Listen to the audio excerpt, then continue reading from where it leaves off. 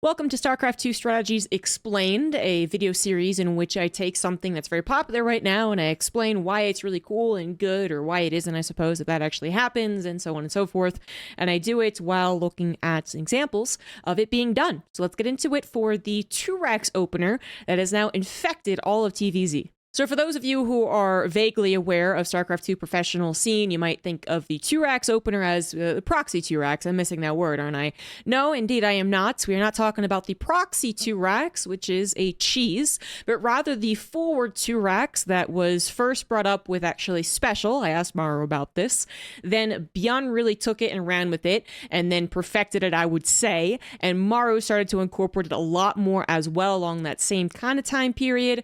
Both Bjorn and Maru are very good friends. And then we had Cure and Gumiho also added to their repertoire, and eventually it consisted mostly their games consisted of this Barracks opener, and now it is also infecting the non-Korea region, which is pretty cool and pretty exciting. And why is that exciting? Well, this is literally the video's purpose. I'm going to tell you why this is exciting and why it's really cool and good, and we're going to watch a Terran absolutely demolish a Zerg. Sorry out there to Lambo. It is what it is. This was a very good highlight for the Barracks opener because it was so cruelly effective. I don't think Lambo actually loses like this all the time against the Barracks forward position, but this is a series that I cast for the ESL Finals, the EPCU Open Cup Finals, and it was Clem demolishing Lambo with all of the trickery and execution that can be found on the Barracks opener. So let's really get into it. So first of all, what is the Barracks opener? We're talking about a forward Barracks. When we say forward, we mean not at the high ground ramp up to the top left here, but rather the two barracks at the front of your natural, creating a wall faster than you would expect, with the second barracks taking a hit to the economy that you would usually find on a 1 Rax expand. You also produce 3 Reapers, so that also hits your economy.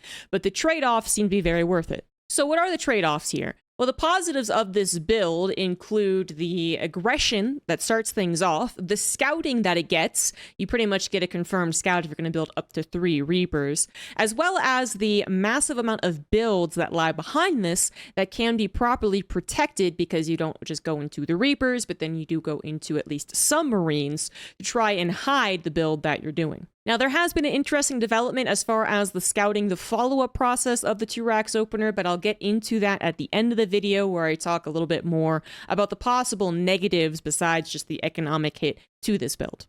So like I said, the positives include some Reapers in the early game, which we know that some of the best Terran in the world are going to be very well known for their micro, and Clem is certainly an example of that. There is also the idea that you don't really know what your opponent's doing as the Zerg player in this situation. You see the forward Barracks, you know that sending an Overlord in might be a little dangerous if they do manage to grab a Marine, so you just try and do a little bit of guesswork and scout otherwise what they are doing.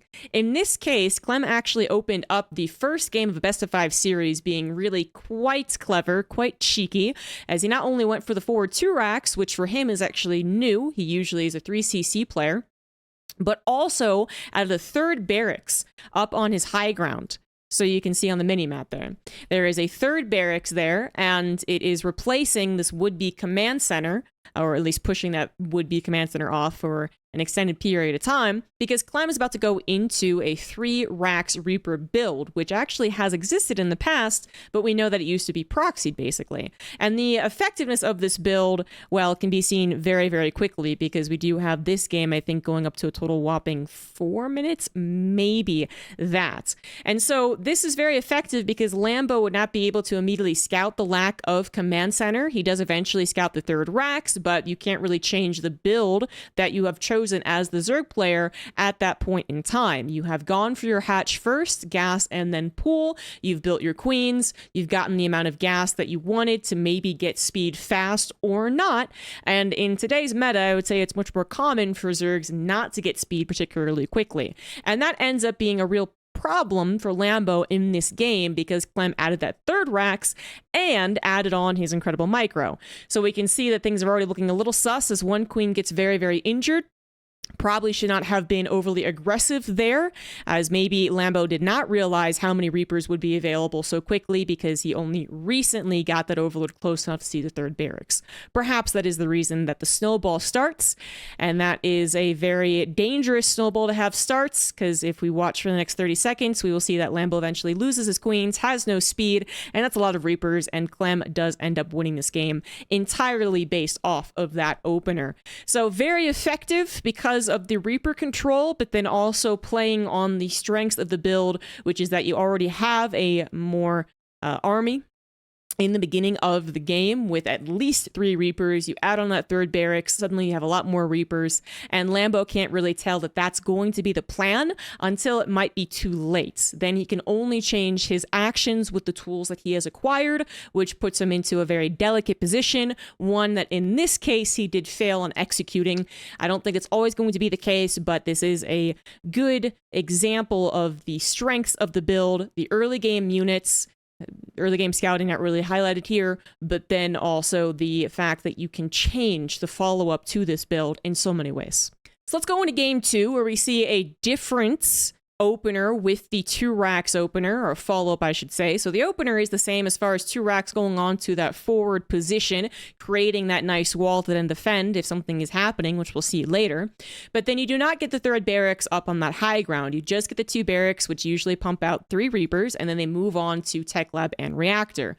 The follow-up can be now a huge question mark for the Zerg player.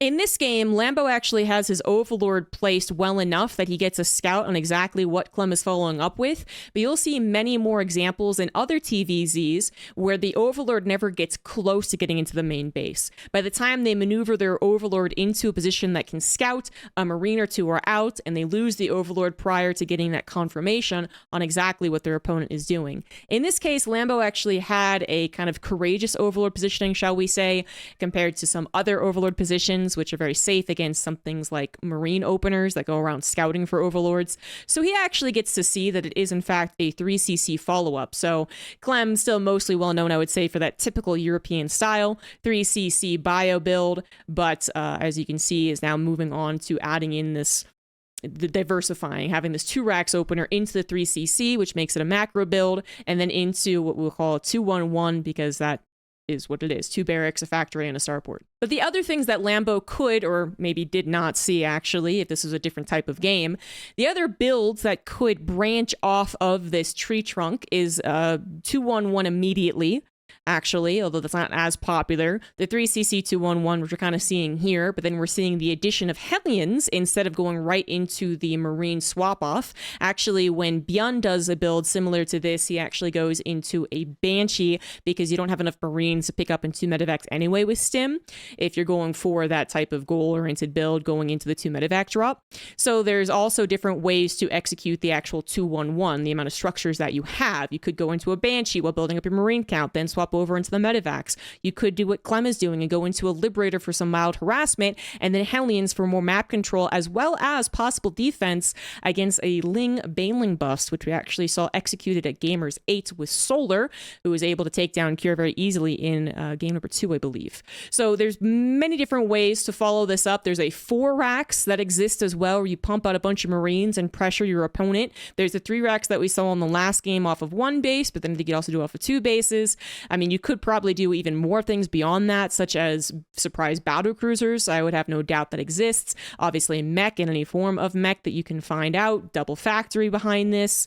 Blue Flame Hellion, Cyclone Hellion opener, what have you. Everything come up behind this. All of the suggestions that I just labeled there have all been done. By the way, very recently, all of those build offshoots have been done. So in this case, Clem actually goes for, like I said, the 2-1-1 follow-up, but then produces Hellions and a Liberator. Now, this gives him a very typical army. But if Lambo's intentions, his mindset was on worrying about whether or not it was going to be a Banshee or a lot of Marines coming forward with 2 medevacs, then he's maybe not thinking about Hellions.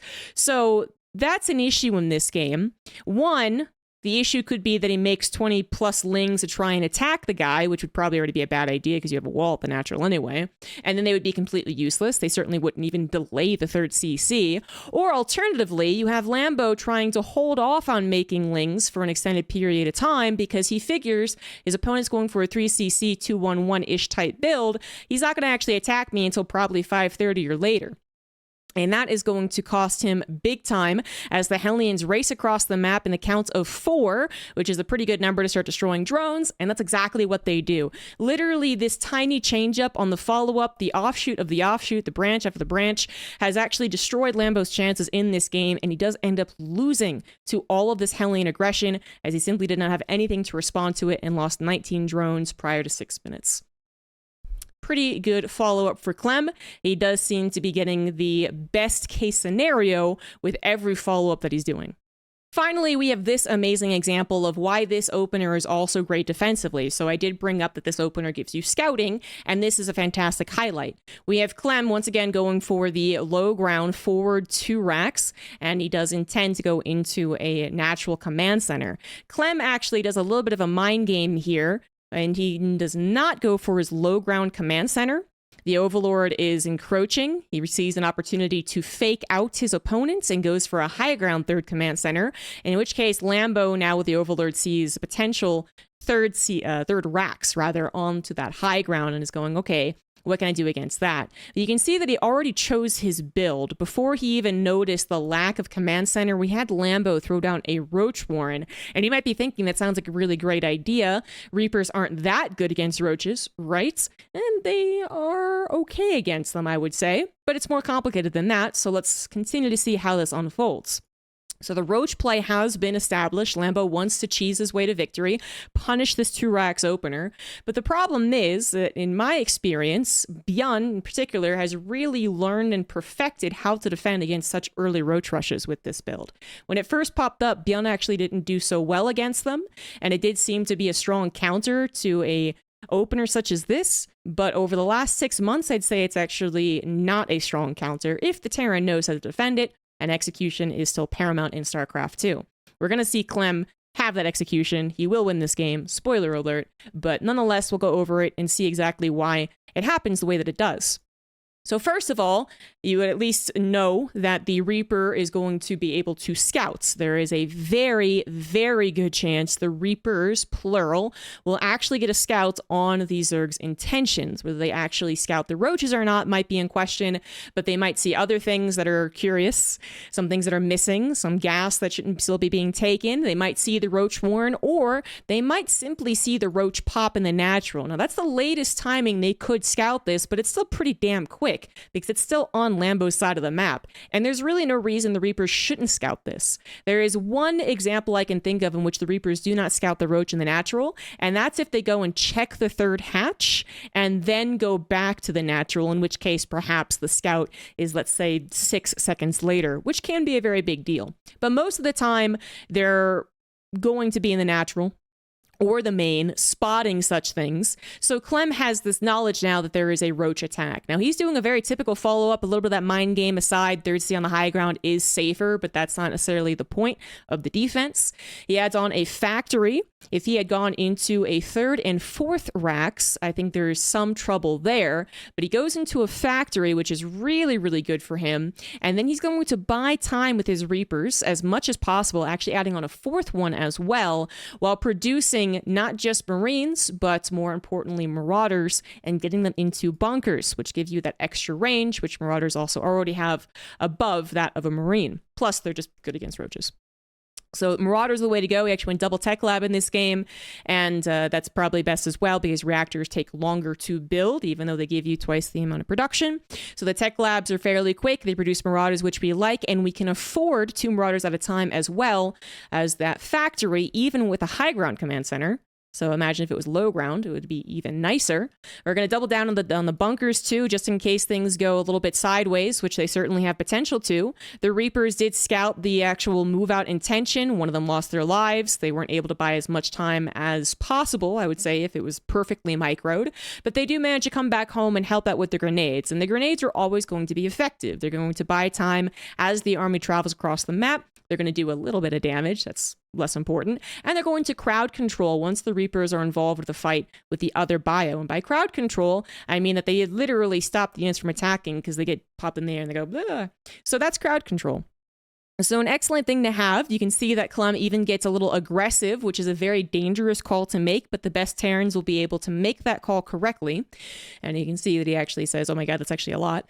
So I'm not going to do that again, because Lambo has double and tripled and really, really all in on this. More roaches, more ravagers, more attempts to break up the natural. This is also a natural with a ramp, which means this overlord is very important. It needs to be given high ground vision, which is something that Clem is going to make sure to take care of in a couple of seconds, because he did grab that factory. He did at a tech lab, and he's getting to a cyclone. The factory makes this probably one of the easier holds. Again, the 4 racks follow-up that could have been happening is probably a little bit more suspect, because at the end of the day, the bio might not be able to chase. Because Stim certainly wouldn't be able to finish, I would say. They'd be canceled on the frontline tech lab. So having 30 Marines would be great, but they'd be kited all day long. But the factory certainly makes it easiest. And then you just buy time. See him losing his barracks, but then eventually using one to get the high ground vision, to get the cyclone on the overlord, which gets the lock on, which will now deny the Zerg high ground vision into the natural, meaning they take a little bit of damage before they even get to return the damage. And no more just staying on the low ground and corrosive biling either. They have to move closer to get the damage done. Every time they move closer, the bunkers will be in effect and the marauders will be controlled. And you can see that over this period of time, Lambo has built up his Roach Ravager force, sure, but then Clem has also built up his Marauder Marine force and Cyclone, which is very important. The Cyclone, if it gets jumped upon, probably dies, so micro is still paramount here, but you can see that even kind of standing their grounds, the Terran army does okay. And this is still a complicated hold. It's not the easiest. It's not, why would you ever do this? But the best Terrans in the world are continuing to prove that this early Roach attack is not the counter to the 2 racks opener. So it's great for scouting and pretty good defensively.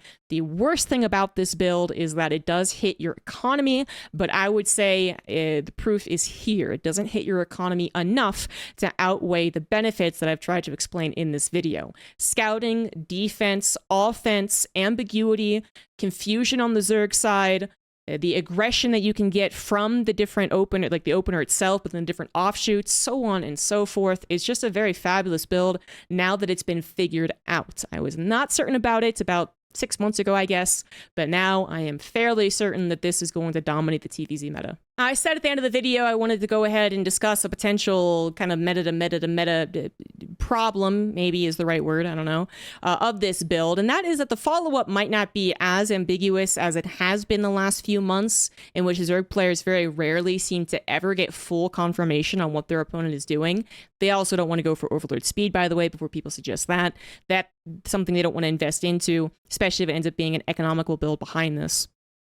But one of the things that I did notice was that Lambo's Overlord was a lot more audacious than many other players. And I think this is somewhat to do with a revolving meta kind of situation where, you know, fashions come in cycles and so do metas, which is that for a while, a lot of the Korean Terrans especially were opening up with slightly more aggressive openers, not the 2 racks itself, but more like something with the Marine, and being really courageous with their Marines too, lifting their barracks and going to scout for those Overlords, or even opening up with a 1-1-1 that again gave a medevac to the Marines to scout and kill very adventurous Overlords.